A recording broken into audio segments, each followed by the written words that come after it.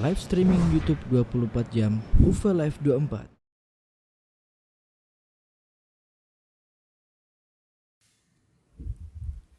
Innal hamdalillah nahmaduhu wa nasta'inuhu wa nastaghfiruhu wa natubu ilaihi wa na'udzu billahi min syururi anfusina wa sayyiati a'malina. May yahdihillahu fala mudilla lahu wa may yudlil fala hadiyalah. Asyhadu an la ilaha illallah wahdahu la syarikalah wa asyhadu anna Muhammadan abduhu wa rasuluhu la nabiyya ba'dah. Ya ayyuhalladzina amanu taqullaha haqqa tuqatih wa la tamutunna illa wa antum muslimun. Fa inna asdaqal hadithi kitabullah wa khairal huda huda Muhammadin sallallahu alaihi wasallam. Wa syarrul umuri muhdatsatuha wa kullu muhdatsatin bid'ah wa kullu bid'atin dhalalah wa kullu dhalalatin finnar. Ma'asyiral muslimin, usikum wa nafsi bitaqwallah faqad fazal muttaqun. Sungguhnya di antara cita-cita setiap mukmin adalah menjadi yang terbaik di sisi Allah Subhanahu wa taala. Jika seorang telah menjadi yang terbaik di sisi Allah, tentunya dia akan mendapatkan surga yang terbaik pula. Dan di antara sarana untuk menjadi manusia terbaik di sisi Allah adalah menjadi manusia yang paling bermanfaat bagi masyarakat dan sekitarnya. Rasulullah SAW bersabda, khairukum anfa'ukum linnas. Sebaik-baik kalian adalah yang paling bermanfaat bagi masyarakat.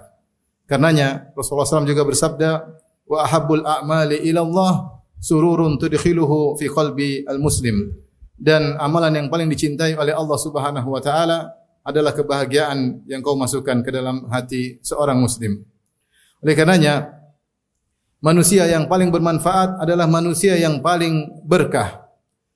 Ketika suatu hari Rasulullah SAW berkumpul dengan para sahabat, kemudian Rasulullah SAW bertanya kepada mereka, kata Rasulullah SAW, akhbiruni bisyajaratin la tahatu waraquha. Kabarkanlah kepadaku wahai para sahabatku tentang suatu pohon yang di mana daun-daunnya tidak pernah gugur. Tu'ti ukulaha kullahinin, yang senantiasa memberikan buahnya setiap saat. Dalam sebagian riwayat Nabi sallallahu alaihi wasallam berkata, inna minasyajari lama barakatuhu ka barakatil muslim. Sungguhnya di antara pohon-pohon ada sebuah pohon yang keberkahannya seperti keberkahan seorang muslim. Fahadithuni ma huwa, kabarkanlah kepadaku pohon apakah itu. Maka kemudian Rasulullah SAW menjelaskan ternyata pohon yang dimaksud adalah pohon korma. Para ulama menjelaskan kenapa pohon korma diperumpamakan seperti seorang muslim yang penuh dengan keberkahan. Ternyata pohon korma dari pangkal sampai ujung semuanya bermanfaat. Daunnya bermanfaat, batangnya bermanfaat, semuanya ya. Buahnya bermanfaat tentu saja, bahkan bijinya bermanfaat. Dijelaskan oleh para ulama, seluruh bagian korma tidak ada yang terbuang. Semuanya bermanfaat. Maka hendaknya seorang muslim pun demikian, dimanapun dia berada, dia memberi keberkahan kepada orang-orang di sekitarnya. Jika dia berada di tengah keluarganya, maka keberadaannya dirindukan oleh istrinya, dirindukan oleh anak-anaknya. Jika dia berada di tengah keluarga besarnya, maka keberadaannya dinanti-nantikan oleh ayah dan ibunya, dinanti-nantikan oleh kakak dan adiknya. Bukan sebaliknya, seorang muslim di mana dia berada malah membuat masalah, tidak diharapkan kedatangannya, bahkan diharapkan dia tidak hadir bersama mereka. Oleh karenanya Nabi Isa alaihissalam ketika dia bermukjizat dengan berbicara, maka ucapan yang pertama dia ucapkan, dia mengatakan qala inni abdullah atani alkitaba wa ja'alani nabiyya wa ja'alani mubarakan aina ma kuntu wa awsani bis salati waz zakati ma dumtu hayya. Kata Nabi Isa ketika dia berbicara di hadapan kaumnya, ketika masih digendong oleh ibunya, dia berkata, ini Abdullah, sungguhnya aku adalah hamba Allah. Atani al-kitaba, Allah berikan kepadaku al-kitab, maksudnya adalah Injil. Wa ja'alani nabiyya, dan Allah menjadikan aku seorang nabi. Wa ja'alani mubarakan aina ma kuntu, Allah menjadikan aku berkah dimanapun aku berada. Para ahli tafsir menyebutkan tentang makna kenapa Nabi Isa disifati penuh berkah dimanapun dia berada, kembali kepada dua makna. Pertama, kana mualliman lil khair. Nabi Isa selalu mengajarkan kebaikan dimanapun dia berada. Di setiap perkumpulan, maka dia mengajarkan kebaikan kepada orang-orang di sekitarnya. Kemudian tafsiran kedua, kana qadda'an li hawaijin nas. Beliau adalah orang yang suka memenuhi kebutuhan hajat-hajat orang-orang. Kalau ada orang di sekitarnya perlu sesuatu, maka sebisa mungkin beliau memenuhi kebutuhan tersebut. Beliau menghabiskan waktunya untuk membagi kebaikan, menyebarkan kebaikan kepada orang-orang di sekitarnya. Oleh karenanya beliau dikatakan mubarak. yaitu nabi yang penuh keberkahan dimanapun dia berada karena memberi manfaat kepada orang-orang di sekitarnya. Demikian pula kalau kita melihat hadis-hadis yang lain yang juga Nabi SAW menjelaskan tentang keterbaikan, maka banyak di antara hadis-hadis tersebut yang terkait dengan berbuat baik kepada orang lain. Contohnya Nabi SAW bersabda, khairukum khairukum li ahlihi wa ana khairukum li ahli. Sebaik-baik kalian, yaitu di sisi Allah, adalah yang terbaik bagi istrinya dan aku adalah suami yang terbaik. Maka jika seorang ingin menjadi suami terbaik atau lelaki terbaik di sisi Allah, jadilah dia suami yang terbaik bagi istrinya, yang paling sayang sama istrinya, yang paling mudah memaafkan istrinya, yang paling tidak pelit terhadap istrinya, yang paling care terhadap istrinya, yang siap untuk mendengar curhatan istrinya.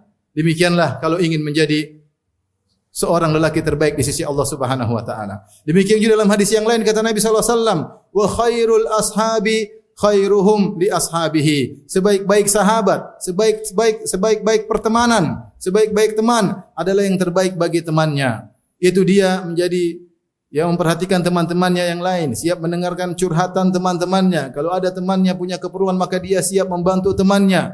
Jadilah dia teman yang terbaik di antara teman-temannya, maka jadilah dia lelaki terbaik di sisi Allah Subhanahu wa taala. Bahkan dalam bertetangga, seorang juga punya kesempatan untuk menjadi terbaik di sisi Allah Subhanahu wa taala. Kata Nabi sallallahu alaihi wasallam, "Wa khairul jirani khairuhum li jarihi." Sebaik-baik tetangga adalah tetangga yang terbaik bagi seseorang yang terbaik bagi tetangganya. Jika Anda ingin meraih keterbaikan di sisi Allah Subhanahu wa taala, berusahalah menjadi tetangga yang terbaik. Lihatlah diri kita, apa kita sudah menjadi tetangga yang terbaik? Sudahkah kita membagi-bagi makanan kepada tetangga-tetangga kita? Sudahkah kalau tetangga kita sakit kita menyenguknya? Sudahkah kita bertamu untuk menanyakan tentang kondisinya? Apalagi di antara kita banyak tetangganya yang susah hidupnya, banyak yang miskin hidupnya. Maka carilah kesempatan untuk meraih keterbaikan di sisi Allah dengan menjadi tetangga yang terbaik. Aqulu qouli hadza astaghfirullah li wa lakum wa lisa'il muslimin kulli dzamb wa khati'ah fastaghfiruhu innahu huwal ghafurur rahim. Alhamdulillahi ala ihsanihi wa syukru lahu ala taufiqihi wa amtinanihi wa asyhadu an la ilaha illallah wahdahu la syarika lahu ta'ziman li sya'nihi wa asyhadu anna Muhammadan abduhu wa rasuluhu adda ila ridwanihi. Allahumma salli alaihi wa ala alihi wa ashabihi wa ikhwanihi. Ma'asyiral muslimin, sebagaimana dengan membantu orang lain menjadi orang yang dirindukan dan dinantikan keberadaannya di tengah-tengah masyarakat menjadikan seorang meraih keterbaikan di sisi Allah, maka sebaliknya jika orang dibenci oleh masyarakat karena kelakuannya, karena lisannya, dibenci oleh anak istrinya, tidak disukai oleh kedua orang tuanya, dibenci oleh teman-temannya, maka bisa jadi dia meraih keterburukan di sisi Allah Subhanahu wa taala. Dalam satu hadis Nabi sallallahu alaihi wasallam bersabda, "Inna min syarrin nasi manzilatan indallahi yaumal qiyamah man wada'ahu an-nas ittiqa'a fuhsyih." Di antara orang yang paling buruk kedudukannya di sisi Allah pada hari kiamat kelak, bukan kedudukannya di dunia, kedudukannya di sisi Allah. Kapan? Di waktu yang sangat genting, yang menentukan hidupnya neraka atau surga. Itu paling buruk kedudukannya di sisi Allah pada hari kiamat kelak. Siapa? Seorang yang ditinggalkan masyarakat karena buruk lisannya. Orang tidak nyaman dengannya. Di rumah istrinya tidak nyaman dengan dia, suka mencela istrinya, merendahkan istrinya, tidak memilih kata-kata untuk berbicara dengan istrinya, selalu mengorek-ngorek kesalahan-kesalahan istrinya. Istrinya tidak nyaman dengan dia. Anak-anaknya pun tidak merindukan kedatangannya. Menjanjikan hadiah buat anak-anaknya, ternyata tidak dikasih. Tidak pernah ngobrol dengan anak-anaknya. Hanya diberi makan dan minum anak-anaknya, tidak dididik sehingga tidak ada kedekatan antara dia dan anak-anaknya. Jadilah dia tidak dirindukan oleh anak-anaknya.